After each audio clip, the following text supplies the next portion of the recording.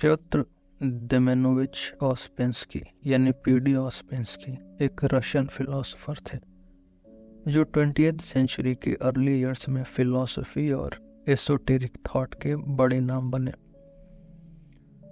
उनका जन्म 4 मार्च 1878 को मॉस्को में एक मिडिल क्लास फैमिली में हुआ। छोटी उम्र से ही ऑस्पेंस्की के अंदर नॉलेज और एक्सप्लोरेशन की गहन प्यास थी। स्कूल के दिनों में उन्होंने मैथमेटिक्स और नेचुरल साइंसेस में खास इंटरेस्ट दिखाया, पर वो सिर्फ टेक्स्ट बुक तक सीमित नहीं रहे। वो दुनिया के बड़े क्वेश्चंस, ह्यूमन एग्जिस्टेंस, कॉन्शियसनेस और यूनिवर्स के नेचर के उत्तर ढूंढने में इंटरेस्टेड थे।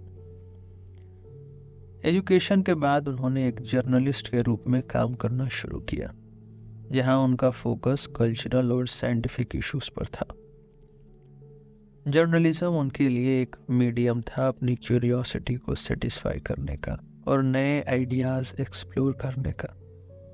मॉस्को और सेंट पीटर्सबर्ग जैसे इंटेलेक्चुअल हब्स में उन्होंने राइटर्स और थिंकर्स के साथ मिलकर नए फिलोसॉफिकल मूवमेंट्स को समझा और उनका हिस्सा बने। ऑस्पेंस्की ने अपने फॉर्मेटिव ईयर्स में एक अनकन्वेंशनल थिंकर के रूप में अपने आप को एस्टेब्लिश किया। उन्होंने मैथमेटिक्स और ज्योमेट्री को सिर्फ एक एकेडमिक सब्जेक्ट नहीं बल्कि एक स्पिरिचुअल गेटवे के रूप में देखा। ये उनके फ्यूचर फिलॉसफीज के लिए एक फाउंडेशन बन गया। ऑस्पेंस्की का मानना था कि साइंस और आर्ट का सिंथेसिस यानी संयोग एक हायर अंडरस्टैंडिंग की तरफ ले जा सकता है। उन्होंने मैथमेटिक्स को एक यूनिवर्सल लैंग्वेज समझा जो रियलिटी के छिपे हुए डायमेंशंस को समझने में मदद करता है। मैथमेटिक्स के साथ साथ उनका इंटरेस्ट क्लासिकल आर्ट और मिस्टिसिज्म में भी था। ये उनका अप्रोच बन गया, एक ऐसी फिलॉसफी डेवलप करना जो रैशनल और इंट्यूटिव दोनों हो। ऑस्पेंस्की के थॉट प्रोसेस में इंडियन और ईस्टर्न फिलॉसफी का भी बड़ा इन्फ्लुएंस था। उन्होंने वेदांत और थियोसॉफी को स्टडी किया और इन एंशिएंट टीचिंग्स को मॉडर्न फिलॉसफी के साथ इंटीग्रेट करने की कोशिश की। 1907 में ऑस्पेंस्की की पहली किताब the symbolism of the tarot publish हुई। ये किताब उनके टैरोट कार्ड्स के मिस्टिक सिंबोलिज्म और उनके साइकोलॉजिकल इंटरप्रिटेशन पर फोकस करती है। इस बुक में उनका एक यूनिक एंगल दिखता है कि सिंबल्स को एक यूनिवर्सल फ्रेमवर्क के रूप में देखना जो डीपर ट्रूथ्स को रिवील करता है। उनका सबसे बड़ा ब्रेक थ्रू 1912 में आया जब उन्होंने टर्टियम ऑर्गेनम लिखा। इस किताब ने फिलॉसफी और स्पिरिचुअलिटी के जगत में उनकी एक अलग पहचान बनाई। इस बुक में उन्होंने हायर डायमेंशंस के कॉन्सेप्ट को एक्सप्लोर किया और कांट के न्यूमेनन द थिंग इन इटसेल्फ और फेनोमेना अपीयरेंस के थियरीज को एक्सपेंड किया। ऑस्पेंस्की एक ऐसे थिंकर थे जो एंशिएंट मिस्टिसिज्म और मॉडर्न साइंस के बीच एक ब्रिज बनाने की कोशिश करते थे। उन्होंने स्पिरिचुअलिटी को एक प्रैक्टिकल और सिस्टमेटिक अप्रोच में इंटीग्रेट किया जो आज भी रिलेवेंट है। उनका काम सिर्फ अब्स्ट्रैक्ट आइडियाज तक सीमित नहीं था, वो एक प्रोसेस और मेथोडोलॉजी डेवलप करते थे जो सेल्फ अवेयरनेस और कॉन्शियसनेस को इम्प्रूव कर सके। उनका बड़ा योगदान फोर्थ वे फिलॉसफी के फ्रेमवर्क को आर्टिकुलेट करना था जो स्पिरिचुअल इवोल्यूशन के एक नए मॉडल को प्रपोज करता है। ऑस्पेंस्की के काम का असर आज के सेल्फ हेल्प, माइंडफुलनेस और स्पिरिचुअलिटी के मूवमेंट्स में दिखता है। उनके कॉन्सेप्ट्स जैसे सेल्फ रिमेम्बरिंग और कॉन्शियस इवोल्यूशन मॉडर्न साइकोलॉजी और सेल्फ डेवलपमेंट के फ्रेमवर्क्स के लिए एक फाउंडेशन बन चुके हैं। न्यू एज फिलॉसफी में उनके काम को एक बेसिक रेफरेंस की तरह देखा जाता है। ऑस्पेंस्की का इन सर्च ऑफ द मिरेकुलस उनका मैग्नम ओपस माना जाता है, जो उनके और उनके टीचर G.I. गुरजेफ के आइडियाज के एक डिटेल्ड रिकॉर्ड है। ये बुक आज भी एसोटेरिक लिटरेचर के सबसे इम्पैक्टफुल वर्क्स में से एक है। पीडी ऑस्पेंस्की का जीवन एक ऐसे समय में गुजरा जब रशिया एक इंटेलेक्चुअल और सोशल फर्मेंट के दौर से गुजर रहा था। लेट 19th और अर्ली 20th सेंचुरी का Russia philosophical debates, revolutionary politics और कल्चरल अपहीवल का एक मेल्टिंग पॉट था। एक तरफ इंडस्ट्रियलाइजेशन और मॉडर्निटी का असर था और दूसरी तरफ ट्रेडिशन और मिस्टिसिज्म का डीप इन्फ्लुएंस। फिलॉसफी और स्पिरिचुअलिटी के इश्यूज पर चर्चा करने वाले लिटरेरी सैलून्स यानी इंटेलेक्चुअल गैदरिंग्स और सोसाइटीज़ रशिया के बड़े शहरों जैसे मॉस्को और सेंट पीटर्सबर्ग में आम थे। यहाँ लोग एग्जिस्टेंशियल क्वेश्चंस, मिस्टिसिज्म और स्पिरिचुअलिटी के साथ साथ रिवॉल्यूशन और सोशल चेंज की बातें करते थे। ऑस्पेंस्की का फॉर्मेटिव इन्वायरमेंट रशियन मिस्टिसिज्म और ईस्टर्न ऑर्थोडॉक्सी के आइडियाज से डीपली कनेक्टेड था।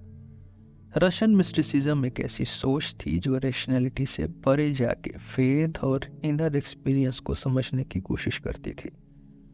ऑस्पेंस्की ने इस मिस्टिकल ट्रेडिशन के अंदर एक डीपर मीनिंग ढूंढने की कोशिश की।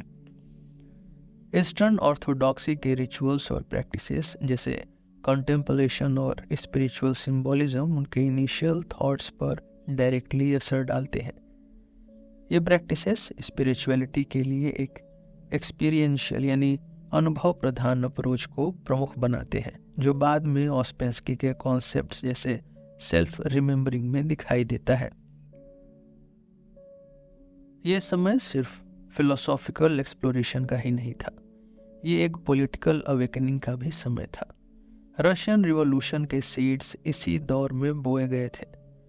रिवॉल्यूशनरी ग्रुप्स और आइडियोलॉजीज जैसे मार्क्सिज्म, एनार्किज्म और नार्डोइज्म हर इंटेलेक्चुअल डिस्कोर्स का हिस्सा बन चुके थे। ऑस्पेंस्की रिवॉल्यूशनरी पॉलिटिक्स में डायरेक्टली शामिल नहीं हुए, पर इसका असर उनके थॉट्स पर दिखता है। रिवॉल्यूशनरी आइडियोलॉजीज का एक बड़ा एलिमेंट था एग्जिस्टिंग सिस्टम्स और पैराडाइम्स को चैलेंज करना। ये एलिमेंट ऑस्पेंस्की के फिलोसॉफिकल आइडियाज में भी दिखाई देता है, जहां वो ट्रेडिशनल फिलॉसफी और साइंस के लिमिटेशंस को रीडिफाइन करते हैं। ऑस्पेंस्की के फिलोसॉफिकल फ्रेमवर्क को डेवलप करने में कई थिंकर्स और मिस्टिक्स का बड़ा योगदान रहा। ये इन्फ्लुएंसेस उनके काम में डायरेक्टली और इनडायरेक्टली मिलते हैं। कांट के नॉमेनन और फेनोमेनन के थियरीज ने ऑस्पेंस्की को इंस्पायर किया। कांट का मानना था कि हम सिर्फ रियलिटी के अपीयरेंसेस को समझ सकते हैं, उसके रियल एसेंस को नहीं। ऑस्पेंस्की ने इस कॉन्सेप्ट को और आगे बढ़ाकर हायर डायमेंशंस और परसेप्शंस की पॉसिबिलिटीज पर काम किया। ब्लावेत्स्की और उनके थियोसॉफिकल वर्क्स ने ऑस्पेंस्की को मिस्टिसिज्म और एंशिएंट विजडम की तरफ इंस्पायर किया। थियोसॉफी के आइडियाज जैसे ह्यूमन इवोल्यूशन और हायर प्लेन्स ऑफ एग्जिस्टेंस उनके कॉन्सेप्ट्स का हिस्सा बन गए। गुरजेफ का सबसे बड़ा इन्फ्लुएंस ऑस्पेंस्की पर था। गुरजेफ के साथ उनकी मुलाकात उनके आइडियाज को रिफाइन करने और प्रैक्टिकल डायमेंशंस देने में मदद करती है, पर इस कनेक्शन को हम आगे और भी डिटेल में समझेंगे। नीचा के उबरमेंश यानी सुपरमैन और इंडिविजुअल फ्रीडम के कॉन्सेप्ट्स का भी ऑस्पेंस्की पर इफेक्ट था। नीचा के एग्जिस्टेंशियल क्वेश्चंस और सेल्फ मास्टरी के प्रिंसिपल्स, स्पिरिचुअलिटी और ह्यूमन पोटेंशियल के ऑस्पेंस्की के कॉन्सेप्ट से रेजोनेट करते हैं। थियोसॉफिकल सोसाइटी के वर्क्स के साथ ऑस्पेंस्की का कनेक्शन उनके इनिशियल एक्सप्लोरेशन के फेज में दिखता है। उन्होंने हेलेना ब्लावेत्स्की के सेमिनल वर्क्स जैसे द सीक्रेट डॉक्ट्राइन को डीपली स्टडी किया। ब्लावेत्स्की ने एसोटेरिसिज्म और मिस्टिसिज्म को एक सिस्टमेटिक फ्रेमवर्क में प्रेजेंट किया, जिसे ऑस्पेंस्की ने अपने तरीके से अडेप्ट किया। ऑस्पेंस्की का इनिशियल फैसिनेशन हिडन ट्रूथ्स और यूनिवर्सल लॉज के कॉन्सेप्ट के साथ था। ये आइडियाज उनके बाद के वर्क्स में लॉ ऑफ 7 और लॉ ऑफ 3 के फॉर्म्स में इवॉल्व होते हैं। एसोटेरिसिज्म के लिए उनका अट्रैक्शन सिर्फ थ्योरेटिकल नहीं था, उन्होंने ईस्टर्न फिलॉसफीज जैसे वेदांत और बुद्धिज्म को भी स्टडी किया, जिसमें मेडिटेशन और कॉन्शियसनेस के हायर स्टेट्स एक्सप्लोर किए गए हैं। ये सब ऑस्पेंस्की के एक प्रैक्टिकल और एक्सपीरियंशियल अप्रोच का फाउंडेशन बन गया। अगर हम उनके वर्क्स और कोर आइडियाज़ की बात करें तो 1912 में पब्लिश हुई टर्टियम ऑर्गेनम ने पीडी ऑस्पेंस्की को एक फिलोसॉफिकल और एसोटेरिक थिंकर के रूप में एस्टेब्लिश किया। ये किताब एक रिवोल्यूशनरी अटेम्प्ट थी to redefine the way humans perceive reality. इसका अर्स्टोटल अरिस्टोटल की ऑर्गेनन और फ्रांसिस बेकन की नोवम ऑर्गेनम का रेफरेंस लेता है, जिसमें ये एक थर्ड लॉजिक को प्रपोज करती है जो ह्यूमन कॉन्शियसनेस के लिमिटेशंस को पार करने का एक मॉडल देता है। टर्टियम ऑर्गेनम का प्रमुख फोकस हायर डायमेंशंस और ह्यूमन परसेप्शन पर था। ऑस्पेंस्की ने आर्गू किया कि जो हम अपनी सेंसरी एक्सपीरियंसेस के थ्रू देखते हैं वो रियलिटी का सिर्फ एक छोटा हिस्सा है। उनका कहना था कि ह्यूमन परसेप्शन काफ़ी लिमिटेड है और एक डीपर रियलिटी का सिर्फ एक प्रोजेक्शन देख पाता है। इस किताब में ऑस्पेंस्की ने वेस्टर्न साइंटिफिक थॉट को ईस्टर्न मिस्टिकल ट्रेडिशंस के साथ इंटीग्रेट करने की कोशिश की। उन्होंने परसेप्शन और कॉन्शियसनेस के कॉन्सेप्ट्स को क्वांटम फिजिक्स और स्पिरिचुअल इवोल्यूशन के ब्रॉडर कॉन्टेक्स्ट में रखा। यह अप्रोच उस समय के ट्रेडिशनल फिलोसॉफिकल फ्रेमवर्क्स के लिए एक चैलेंज था, जो मोस्टली रैशनल और एम्पिरिकल मेथड्स पर बेस्ड थे। टर्टियम ऑर्गेनम में ऑस्पेंस्की ने एक प्रमुख आर्गुमेंट दिया कि रियलिटी को समझने के लिए हमें हायर डायमेंशंस के कॉन्सेप्ट को समझना होगा। उन्होंने एक्सप्लेन किया कि हमारा 3 डायमेंशनल वर्ल्ड एक हायर 4th डायमेंशनल रियलिटी का एक प्रोजेक्शन है। ऑस्पेंस्की का कहना था कि हमारा 3 डायमेंशनल परसेप्शन एक लिमिटेड व्यू है। जैसे एक 2 डायमेंशनल बीइंग एक 3 डायमेंशनल क्यूब को सिर्फ एक फ्लैट सरफेस के रूप में समझ सकता है, वैसे ही हम एक हायर डायमेंशनल रियलिटी को समझने में असमर्थ है। उन्होंने मैथमेटिक्स और ज्योमेट्री का यूज करके हायर डायमेंशंस का एक कॉन्सेप्चुअल मॉडल प्रेजेंट किया। उनका मानना था कि टाइम यानी समय जो हमें एक लीनियर डायमेंशन लगता है, एक्चुअली एक हायर स्पेशियल डायमेंशन का हिस्सा है। ऑस्पेंस्की ने टाइम को एक 4th डायमेंशन के रूप में डिस्क्राइब किया, जो हमारे 3 डायमेंशनल स्पेस के साथ एक इंट्रिकेट रिलेशन में है। टर्टियम ऑर्गेनम ने यूरोप और अमेरिका के इंटेलेक्चुअल सर्कल्स में काफ़ी अटेंशन ग्रैब की। साइंटिस्ट्स, मिस्टिक्स और आर्टिस्ट सभी इस किताब के आइडिया से अट्रैक्ट हुए। ये किताब एक रेयर सिंथेसिस थी जो स्पिरिचुअल क्वेस्ट और साइंटिफिक इंक्वायरी के बीच एक बैलेंस बनाती थी। फिलोसोफर्स ने इसको हायर कॉन्शियसनेस और एग्जिस्टेंशियल क्वेश्चंस के एक नए पर्सपेक्टिव के रूप में देखा। मिस्टिक्स ने इसे स्पिरिचुअलिटी के छुपे हुए लेयर्स को डिकोड करने का एक टूल समझा। साइंटिस्ट, स्पेशली जियोमेट्रिस्ट और फिजिसिस्ट ने हायर डायमेंशंस के कॉन्सेप्ट को अपने थियरीज के कॉन्टेक्स्ट में एक्सप्लोर किया। ऑस्पेंस्की का काम 20th सेंचुरी के कई बड़े थिंकर्स पर असर डालने लगा। ये किताब सिर्फ एक थ्योरेटिकल ट्रीटिस नहीं थी, बल्कि एक इन्विटेशन थी कि लोग अपने परसेप्शन के लिमिटेशंस को क्वेश्चन करें और एक डीपर अंडरस्टैंडिंग की तरफ बढ़ें। ऑस्पेंस्की ने हायर डायमेंशंस को एक्सप्लेन करने के लिए एक सिंपल एनालॉजी दी। जैसे एक 2 डायमेंशनल एंटिटी सिर्फ फ्लैट सरफेसेस को समझ सकती है, हमारी 3 डायमेंशनल परसेप्शन भी एक हायर डायमेंशनल रियलिटी के सिर्फ सरफेस को समझने में सक्षम है। उन्होंने इस एनालॉजी के थ्रू समझाया कि जैसे हम टाइम को एक लीनियर प्रोग्रेशन के रूप में देखते हैं, वैसे ही एक हायर डायमेंशनल बीइंग के लिए टाइम एक स्पेशल एलिमेंट हो सकता है। फोर्थ डायमेंशन का आइडिया उन्होंने टाइम के कॉन्टेक्स्ट में समझाया। उन्होंने कहा कि अगर हम हायर डायमेंशंस को समझने की क्षमता डेवलप करें तो हम अपनी एग्जिस्टेंस के टेम्पोरल यानी समय संबंधी लिमिट्स को पार कर सकते हैं। ये आइडिया ह्यूमन इवोल्यूशन और कॉन्शियसनेस के पर्सपेक्टिव में बहुत इंपॉर्टेंट बन गया। इमैनुअल कांत के नॉमिनन और फेनोमेनन के कॉन्सेप्ट्स का ऑस्पेंस्की के काम पर डीप इन्फ्लुएंस था। कांट के अनुसार नॉमिनन यानी द थिंग इन इटसेल्फ वो है जो रियलिटी का असली रूप है, जो हमारे परसेप्शन के परे है। फेनोमेनन वो है जो हमारे सेंसरी परसेप्शन के थ्रू हमें दिखाई देती है। ऑस्पेंस्की ने इन आइडियाज को हायर डायमेंशंस के कॉन्टेक्स्ट में एक्सपैंड किया। उन्होंने आर्गू किया कि फेनोमेनन सिर्फ एक प्रोजेक्शन है जो हमारी लिमिटेड परसेप्शन को मैच करता है। नॉमिनन एक हायर डायमेंशनल रियलिटी है जो हमारे सेंसरी फैकल्टीज के बियॉन्ड है।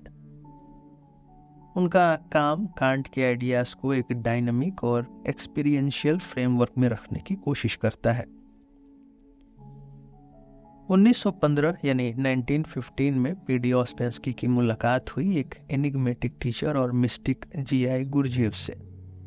ये मुलाकात रशिया के टर्बुलेंट इन्वायरमेंट में हुई, एक ऐसे समय जब ऑस्पेंस्की अपने फिलोसॉफिकल क्वेस्ट के पीक पर थे। ऑस्पेंस्की जो उस समय अपने टर्टियम ऑर्गेनम के आइडियाज को रिफाइन कर रहे थे, एक डीपर स्पिरिचुअल मेथोडोलॉजी की तलाश में थे। गुरजेव के आइडियाज और उनका प्रैक्टिकल अप्रोच उनकी इस तलाश का जवाब बन गया। गुरजेव से पहली मुलाकात ने ऑस्पेंस्की को प्रभावित किया। गुरजेव का एक डिफरेंट टीचिंग स्टाइल था जो मिस्टिसिज्म और प्रैक्टिकलिटी का कॉम्बिनेशन था। गुरजेव का कहना था कि majority of humanity mechanical living का शिकार है।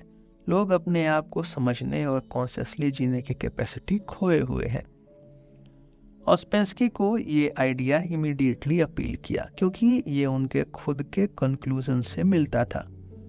दोनों थिंकर्स का व्यू पॉइंट्स में काफी ओवरलैप था, पर दोनों की अप्रोचेस अलग थी। ऑस्पेंस्की के आइडियाज थ्योरेटिकल और इंटेलेक्चुअल फ्रेमवर्क के रूप में डेवलप हो रहे थे, जबकि गुरजेव प्रैक्टिकल एक्सरसाइजेस और ग्रुप वर्क से के जरिए अपनी टीचिंग्स को सिखाते थे।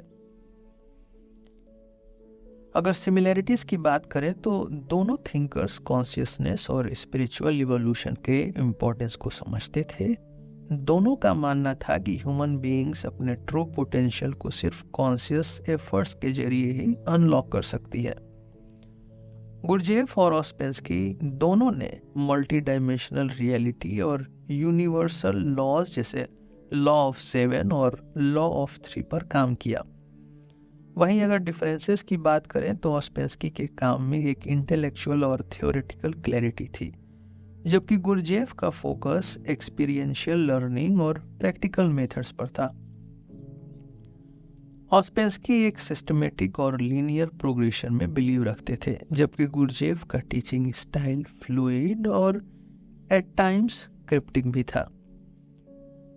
गुरजेव की टीचिंग्स में रिचुअल्स और सिंबोलिज्म का रोल बड़ा था, जबकि ऑस्पेंस्की ने सिंप्लिसिटी और लॉजिकल रीजनिंग को एम्फेसाइज किया। ये सिमिलरिटीज और डिफरेंसेस दोनों के कोलैबोरेशन का फाउंडेशन और कॉन्फ्लिक्ट का बेस दोनों बन गए।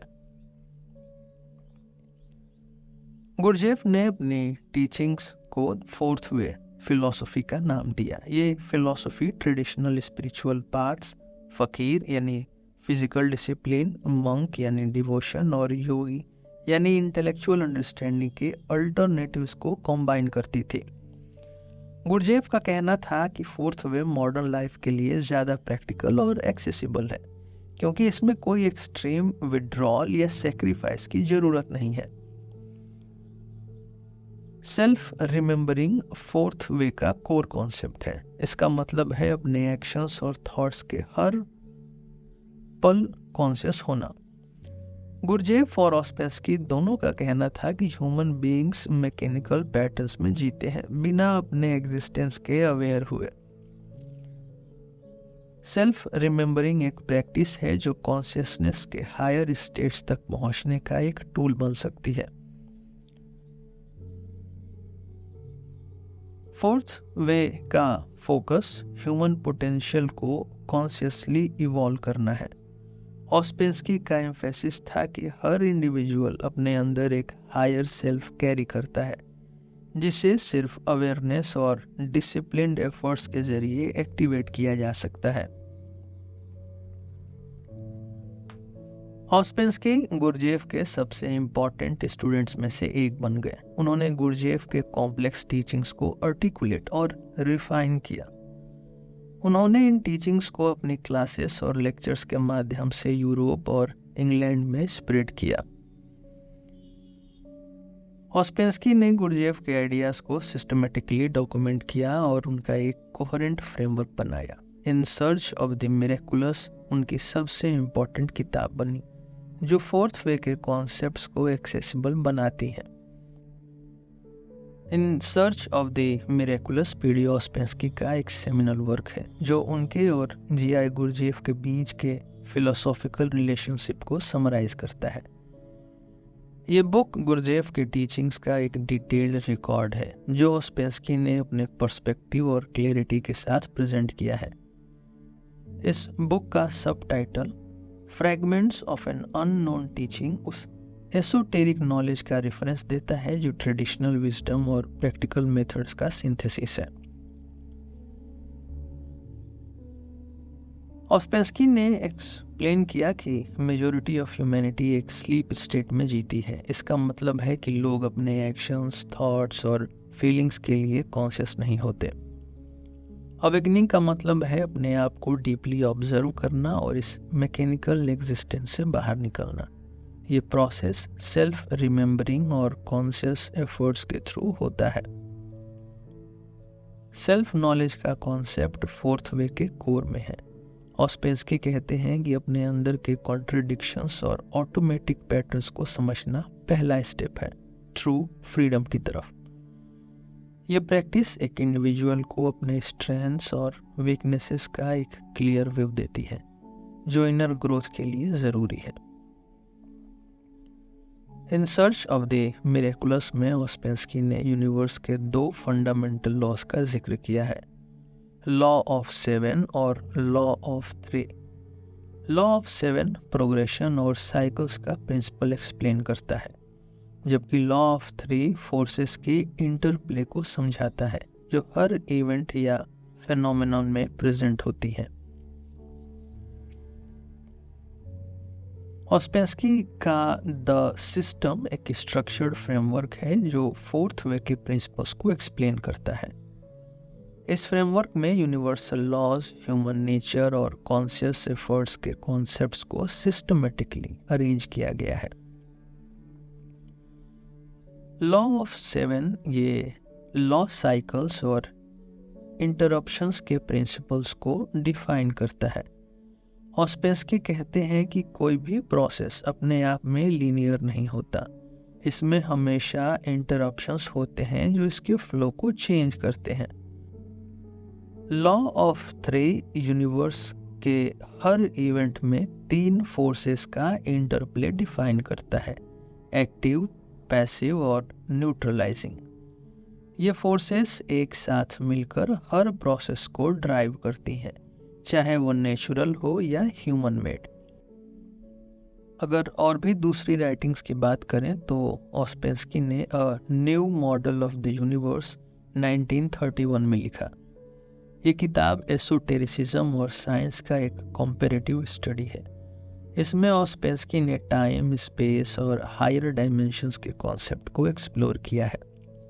इस बुक का फोकस प्रैक्टिकल स्पिरिचुअलिटी और यूनिवर्सल लॉज पर है। टॉक्स विद द डेविल ये एक एलोगोरिकल नैरेटिव है जो ह्यूमन नेचर और इनर कॉन्फ्लिक्ट्स को एक्सप्लोर करती है। इस बुक में ऑस्पेंस्की के सैटेरिकल और फिलोसॉफिकल एलिमेंट्स नजर आते हैं।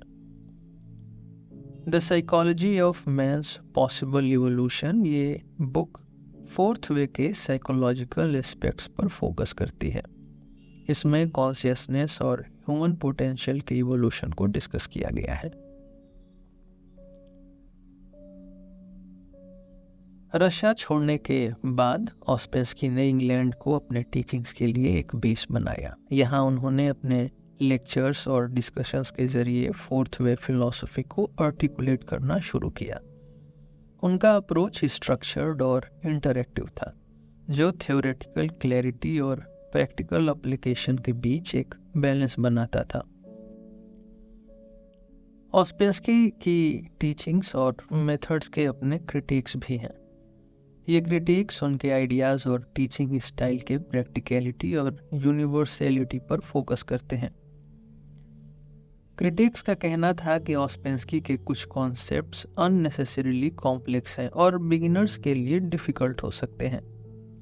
लॉ ऑफ 7 और लॉ ऑफ 3 जैसे थियरीज को प्रैक्टिकल एप्लीकेशन के बिना थ्योरेटिकल फ्रेमवर्क्स के रूप में देखा गया। कुछ लोगों ने माना कि ऑस्पेंस्की का काम गुरजेफ के टीचिंग्स का एक एक्सटेंशन है और इसमें ओरिजिनलिटी की कमी है।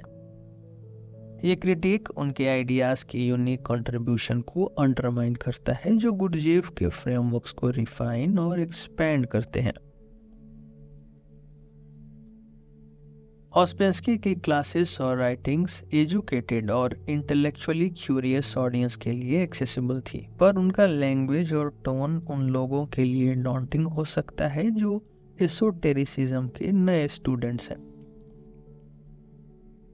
पीडी ऑस्पेंस्की का जीवन और काम एक ऐसे थिंकर की तस्वीर प्रेजेंट करता है जो स्पिरिचुअलिटी, फिलॉसफी और साइकोलॉजी के बीच एक ब्रिज बनाते हैं।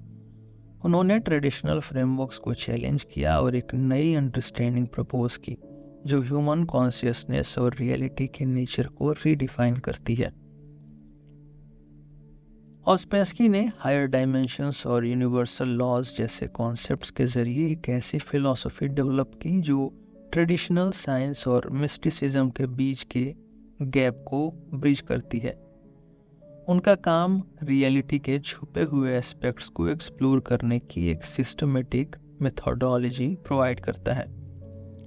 फोर्थ वे फिलॉसफी के जरिए उन्होंने एक प्रैक्टिकल पाथ डिफाइन किया जो इनर ट्रांसफॉर्मेशन और सेल्फ अवेयरनेस पर बेस्ड है। ऑस्पेंस्की ने अपने वर्क्स जैसे इन सर्च ऑफ द मिरेकुलस के माध्यम से कॉम्प्लेक्स आइडियाज़ को एक्सेसिबल बनाया। उनके थ्योरेटिकल फ्रेमवर्क्स क्लैरिटी और डेप्थ के एग्जाम्पल्स हैं। पीडी ऑस्पेंस्की का काम एक रिमाइंडर है कि ह्यूमन पोटेंशियल लिमिटलेस है। अगर हम अपने आप को कॉन्शियसली ऑब्जर्व करें और इवॉल्व करने की कोशिश करें तो हम अपने अंदर एक हायर रियलिटी को अनलॉक कर सकते हैं। ये सफ़र आसान नहीं है, पर जैसे ऑस्पेंस्की ने कहा, ये सफ़र ही सब कुछ है। आज के लिए बस इतना ही। हम फिर मिलेंगे आपसे एक नए एपिसोड में एक नए टॉपिक के साथ। मेरा नाम है रोहित और आप सुन रहे थे सिलेबस विद रोहित। धन्यवाद।